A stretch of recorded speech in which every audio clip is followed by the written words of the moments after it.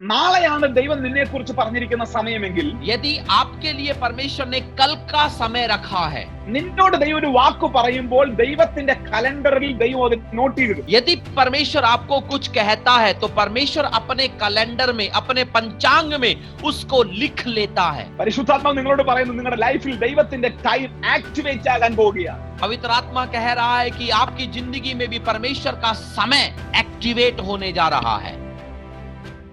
Genesis chapter 21 1 2 3 4 ആണ് ആ വാക്യങ്ങൾ. और उत्पत्ति की किताब 21वां अध्याय 1 से लेकर 4 तक के पद. ओके, उत्पत्ति 21 का 1 2 3 4 हम यहां पर हिंदी में पढ़ेंगे. यहोवा ने जैसा कहा था वैसा ही सारा की सुधि ले कि उसके साथ अपने वचन के अनुसार किया. सारा अब्राहम से गर्भवती हुई, उसके बुढ़ापे में उसके नियुक्त समय पर जो परमेश्वर ने उससे ठहराया था. नियुक्त समय पर, दैट्स इंपॉर्टेंट टर्म, नियुक्त समय पर. एक महत्वपूर्ण पद है ये, नियुक्त समय पर ठहराया था, एक पुत्र उत्पन्न हुआ. अब्राहम ने अपने उस पुत्र का नाम जो सारा से उत्पन्न हुआ था इसहाक रखा. और जब उसका पुत्र इसहाक 8 दिन का हुआ तब उसने परमेश्वर की आज्ञा के अनुसार उसका खतना किया. अब्राहम का पुत्र इसहाक उत्पन्न हुआ तब अब्राहम 100 वर्ष का था. और सारा ने कहा, परमेश्वर ने मुझे प्रफुल्लित खुश किया है, इसलिए सब सुनने वाले भी मेरे साथ आनंदित होंगे. ഹല്ലേലൂയ. हालेलुया. വളരെ പ്രധാനപ്പെട്ട ഒരു ചരിത്ര സംഭവമാണ് ഇവിടെ എഴുതിയിരിക്കുന്നത്. एक बहुत ही महत्वपूर्ण ऐतिहासिक घटना के बारे में हमने अभी पढ़ा है. എന്നാൽ ദൈവം പറയുന്നത്, എന്റെ സമയമാകുമ്പോൾ ഞാനിത് നിങ്ങളുടെ ലൈഫിൽ നിവർത്തിച്ചു തരും. लेकिन परमेश्वर कहता है कि जब मेरा समय आएगा मैं उस वायदे को आपके जीवन में पूरा करूंगा. നിങ്ങളാണ് സമയത്തിന്റെയും ക്ലോക്കിന്റെയും ടൈം ഒക്കെ എടുത്ത് കാണിക്കുന്നത് ദൈവത്തെ. आप और हम मिलकर हमेशा परमेश्वर को अपनी घड़ी, अपना समय दिखाते रहते हैं. എന്നോടും ദൈവം ഒരുപാട് വാഗ്ദത്തങ്ങൾ പറയാൻ തുടങ്ങിയിട്ട് കുറെ വർഷങ്ങളായി. परमेश्वर मुझे भी कई सालों से अपने वायदे दे रहा है. ഞാൻ വിശ്വാസത്തിൽ വന്നിട്ട് 23 വർഷമായി.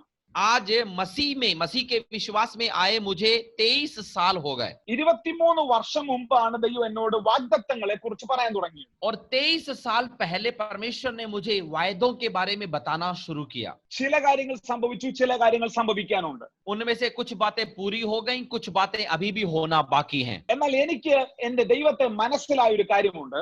लेकिन परमेश्वर के बारे में मैंने एक बात समझी. ദൈവം ഒന്നും എന്റെ സമയത്തല്ല ചെയ്യുന്നത്, ദൈവത്തിന്റെ സമയത്താണ് ദൈവം എല്ലാം ചെയ്യുന്നത്. परमेश्वर कभी भी मेरे समय में कुछ भी नहीं करता है, अपने समय में सब कुछ करता है. പക്ഷെ ദൈവത്തിന്റെ സമയമാകുമ്പോൾ, लेकिन जब परमेश्वर का समय आ गया, നിന്നോട് പോലും ചോദിക്കാതെ നിന്നോട് പറഞ്ഞ എല്ലാ കാര്യങ്ങളും ദൈവം ചെയ്തു തരും.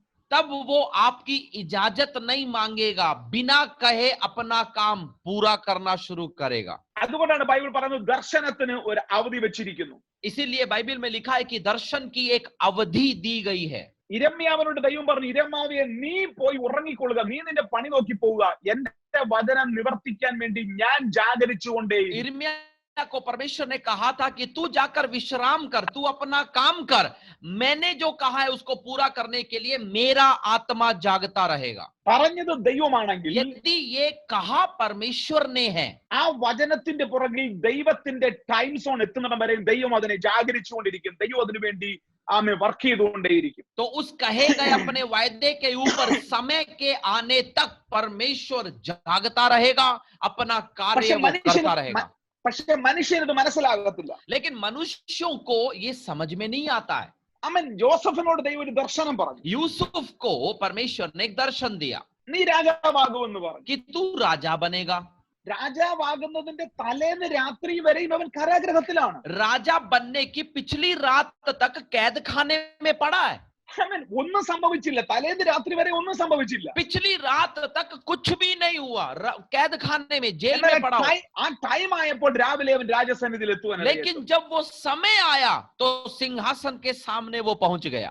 നാളെയാണ് ദൈവം നിന്നെ കുറിച്ച് പറഞ്ഞിരിക്കുന്ന സമയമെങ്കിൽ, यदि आपके लिए परमेश्वर ने कल का समय रखा है, ഇന്ന് രാത്രി വരെയും നീ സാധാരണ പോലെയായിരിക്കും ജീവിക്കുന്നത്. तो आज रात की अंतिम घड़ी तक आप एक सामान्य व्यक्ति की तरह होंगे. സാധാരണ ഭക്ഷണം, സാധാരണ ജീവിതശൈലി, സാധാരണ പോലെ നീ ജീവിക്കും. वही सामान्य भोजन, सामान्य जीवन शैली, सामान्य जिंदगी. എന്നാൽ നാളെയാണ് ദൈവത്തിന്റെ ടൈം എങ്കിൽ, लेकिन यदि वो समय कल का है, നാളെ രാവിലെ ആകുമ്പോൾ നിന്റെ ലൈഫ് സ്റ്റൈലിനെ മുഴുവൻ ദൈവം മാറ്റിയിരിക്കും. कल सुबह होते ही आपकी जीवन शैली बदलना शुरू हो जाती है. പരിശുദ്ധാത്മാവ് നിങ്ങളോട് പറയുന്നു, पवित्र आत्मा आप सबसे कहता है നിങ്ങളോട് ദൈവം പറഞ്ഞ കാര്യങ്ങൾ സംഭവിക്കാൻ പോവുകയാണ്. कि आपको परमेश्वर ने जो वायदे कहे थे वो पूरे होने जा रहे हैं. നിങ്ങൾ ഇപ്പോഴും സാധാരണക്കാരായി ജീവിച്ചിരിക്കുന്നുണ്ടായിരിക്കാം. आज भी आप एक सामान्य व्यक्ति की जिंदगी जी रहे होंगे, പക്ഷെ അടുത്ത ദിവസങ്ങളിൽ നിങ്ങളുടെ ലൈഫിനെ ദൈവത്തിന്റെ പരിശുദ്ധാത്മ മാറ്റാൻ പോകുന്നു. लेकिन अगले ही दिनों में पवित्र आत्मा आपकी जिंदगी को बदलने जा रहा है. നിന്നോട് ദൈവം ഒരു വാക്ക് പറയുമ്പോൾ ദൈവത്തിന്റെ കലണ്ടറിൽ ദൈവം അത് നോട്ട് ചെയ്തു. यदि परमेश्वर आपको कुछ कहता है तो परमेश्वर अपने कैलेंडर में, अपने पंचांग में उसको लिख लेता है. അതിനെക്കുറിച്ചാണ് പറയുന്നത് ദൈവത്തിന്റെ സമയം അല്ലെങ്കിൽ കൈറോസ് എന്നാണ് അതിനെക്കുറിച്ച് പറയുന്നത്. और उसके बारे में ही कहा जाता है वो परमेश्वर का समय है, काइरोस है वो. മനുഷ്യന്റെ സമയമുണ്ട്, അത് ക്രോണോസ് ആണ്. ദൈവത്തിന്റെ സമയം അത് കൈറോസ് ആണ്. मनुष्य का समय क्रोनोस कहलाता है, परमेश्वर का समय काइरोस कहलाता है. എന്നാൽ കൈറോസ് ടൈമിൽ നാം റീച്ച് ചെയ്യുമ്പോൾ, നീ ആ ദൈവത്തിന്റെ കൈറോസ് ടൈമിലേക്ക് റീച്ച് ചെയ്യുമ്പോൾ നിന്റെ രാജ്യം, നിന്റെ സാഹചര്യങ്ങൾ മുഴുവൻ നിനക്ക് വിരോധമാണെങ്കിലും ദൈവം നിനക്ക് വേണ്ടി അത്ഭുതം ചെയ്യും.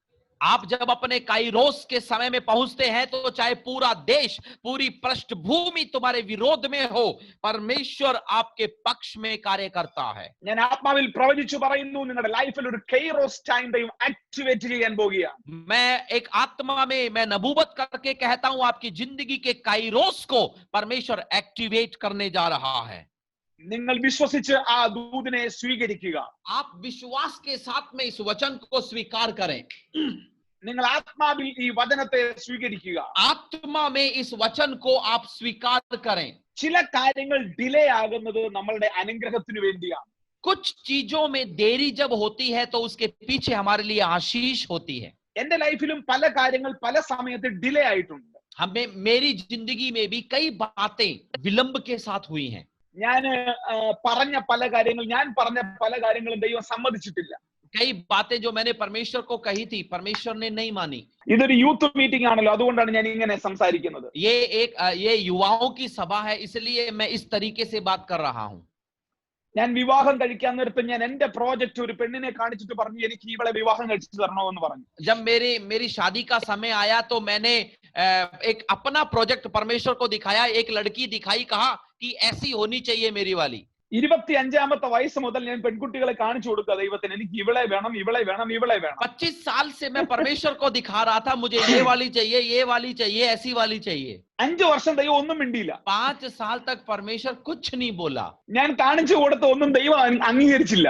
मैंने जिसके बारे में भी दिखाया था कुछ भी उसने नहीं माना. എന്നാൽ എനിക്ക് 30 വയസ്സായപ്പോൾ ഒരു പെൺകുട്ടിയെ ദൈവം എന്നെ കാണിച്ചിട്ട് പറഞ്ഞു, ഇവളെ കല്യാണം കഴിക്കാൻ. लेकिन जब मैं 30 साल का हुआ तो परमेश्वर ने अपनी तरफ से एक लड़की मुझे दिखाकर कहा, इससे शादी कर. 3 ദിവസം കൊണ്ട് കല്യാണം നടന്നു. और 3 दिन में शादी भी हो गई, सब हो गया. ആരെയും വിളിക്കാൻ പോലും പറ്റിയില്ല. किसी को बुलावा तक नहीं दे पाया, आमंत्रण तक नहीं दे पाया. പരിശുദ്ധാത്മാവ് നിങ്ങളോട് പറയുന്നു, നിങ്ങളുടെ ലൈഫിൽ ദൈവത്തിന്റെ ടൈം ആക്ടിവേറ്റ് ആകാൻ പോവുകയാണ്. पवित्र आत्मा कह रहा है कि आपकी जिंदगी में भी परमेश्वर का समय एक्टिवेट होने जा रहा है. ഞാൻ മിനിസ്ട്രിക്ക് ഇറങ്ങാൻ ഒരു ടൈമിന് വേണ്ടി ഞാൻ ദൈവത്തോട് ചോദിച്ചുകൊണ്ടേയിരുന്നു. मैं सेवकाई में निकलने के लिए परमेश्वर के समय की इंतजार में था. എന്റെ 20ാമത്തെ വയസ്സിലാണ് എനിക്ക് കോളിംഗ് ലഭിച്ചത്. और मैं 20 साल का था जब मुझे बुलाहट मिली थी. പക്ഷെ എപ്പോൾ ഇറങ്ങണം ഞാൻ ദൈവത്തോട് ടൈം ചോദിച്ചുകൊണ്ടേയിരുന്നു. लेकिन हर समय मैं परमेश्वर से उसका समय मैं जानने की कोशिश में था. എനിക്ക് അനുകൂലമായ ചില സമയങ്ങൾ വന്നപ്പോഴെല്ലാം ദൈവത്തോട് ചോദിച്ചുകൊണ്ടിരുന്നു. जब भी वो समय कोई मेरे सामने आया जो मुझे अनुकूल लगा, मैंने परमेश्वर से मांगना जारी रखा. പക്ഷെ ദൈവം ഒന്നും സംസാരിച്ചില്ല. लेकिन उन दिनों में परमेश्वर ने मुझसे बात नहीं की. എന്നാൽ എനിക്ക് ഒരു സാധ്യതയും ഇല്ലാത്തൊരു സമയമായപ്പോൾ ദൈവം പറഞ്ഞു, ഇത് എന്റെ ടൈം ആണെന്ന് പറഞ്ഞു. लेकिन जब एक ऐसा समय आया जहां पर मेरे को लगता था कि अब बिल्कुल कुछ नहीं हो सकता, परमेश्वर ने कहा ये मेरा समय है. ആ സമയത്ത് പരിശുദ്ധാത്മാവ് എന്നെ സഹായിക്കാനിടയായി. उसी समय पवित्र आत्मा ने मेरी मदद शुरू करी. നിങ്ങൾക്ക് വേണ്ടി ഒരു ദൈവത്തിന്റെ ക്ലോക്ക് ചലിച്ചുകൊണ്ടിരിക്കുകയാണ്. आपके लिए परमेश्वर की घड़ी चल रही है. നിങ്ങൾക്ക് വേണ്ടി ദൈവത്തിന്റെ സെക്കൻഡ് സൂചികൾ മൂവ് ചെയ്തുകൊണ്ടിരിക്കുകയാണ്. परमेश्वर की घड़ी की सेकंड की सुई आपके लिए चल रही है. നിങ്ങളിൽ ചിലർ ആ ടൈം സോണിലേക്ക് പരിശുദ്ധാത്മാവിനാൽ എത്തപ്പെടുകയാണ്. और पवित्र आत्मा के द्वारा आप में से कुछ लोग उस समय की सीमा में प्रवेश करने जा रहे हैं. അത് നിങ്ങളിൽ സംഭവിക്കുമ്പോൾ സാറ ചിരിച്ചതുപോലെ, അബ്രഹാം ചിരിച്ചതുപോലെ നിങ്ങളുടെ കഴിഞ്ഞ കാലഘട്ടങ്ങളിലെ അബദ്ധങ്ങൾ ഓർത്തോർത്ത് നിങ്ങൾ ചിരിക്കാനിടയായി. जब ऐसा आपकी जिंदगी में होगा तब सारा और अब्राहम की तरह जैसे वो हंसे थे, आप भी अपने पिछले दिनों में हुई बातों को याद कर हंसेंगे. നിങ്ങൾ കാണിച്ച എല്ലാ മണ്ടത്തരങ്ങളും ഓർത്ത് നിങ്ങൾ ചിരിക്കും. आपने जो गलतियां करी थी, जहां पर कमजोरियां आई थी, सब सोच सोच कर आप हंसेंगे. നമ്മൾക്ക് ഉള്ളതുപോലെ വെപ്രാളം ദൈവത്തിനില്ല. हम जितने व्याकुल रहते हैं ना, ये व्याकुलता परमेश्वर में नहीं है. കാര്യം ദൈവം നമ്മൾ ഇന്നത്തെ കാര്യങ്ങൾ മാത്രമാണ് കാണുന്നത്. क्योंकि हम परमेश्वर में या फिर हम केवल आज ही की बातों को देख सकते हैं. ദൈവത്തിന് നിന്റെ ഫ്യൂച്ചർ എല്ലാം അറിയാം. परमेश्वर को आपका पूरा भविष्य पता है. അതുകൊണ്ടാണ് ദൈവം വെപ്രാളപ്പെടാത്തത്. और इसीलिए परमेश्वर हड़बड़ी नहीं करता. ദൈവം കള്ളം പറയത്തില്ല. परमेश्वर झूठ नहीं बोलता. ദൈവം കള്ളം പറയാൻ മനുഷ്യനല്ല. परमेश्वर मनुष्य नहीं कि झूठ बोले. ദൈവം വാക്കു മാറ്റി പറയുന്ന മനുഷ്യനല്ല. परमेश्वर बातों को बदलने वाला परमेश्वर नहीं है. അവൻ നിന്റെ മുമ്പും പിൻപും എല്ലാം കണ്ടിട്ടാണ് നിന്നോട് സംസാരിച്ചിരിക്കുന്നത്. वो जब आपसे बात करता है तो आपके आगे पीछे देखकर बात करता है. നിനക്കെന്തെങ്കിലും അബദ്ധം പറ്റിയാലും ദൈവം വാക്കു മാറത്തില്ല. यदि आपसे कोई गलती हो भी जाए, अपना वायदा वो नहीं दूर करता है. നീ തോറ്റുപോയാലും ദൈവത്തിന്റെ വാക്ക് മാറത്തില്ല. यदि आप हार भी जाएं तो भी आपका वायदा दूर नहीं होता है. വിശ്വസിക്കുന്നവരുണ്ടെങ്കിൽ ചേർന്ന് ഹല്ലേലൂയ പറഞ്ഞാട്ടെ. यदि विश्वास करने वाला कोई भी मुझे सुन रहा है तो मिलकर कहें हालेलुया.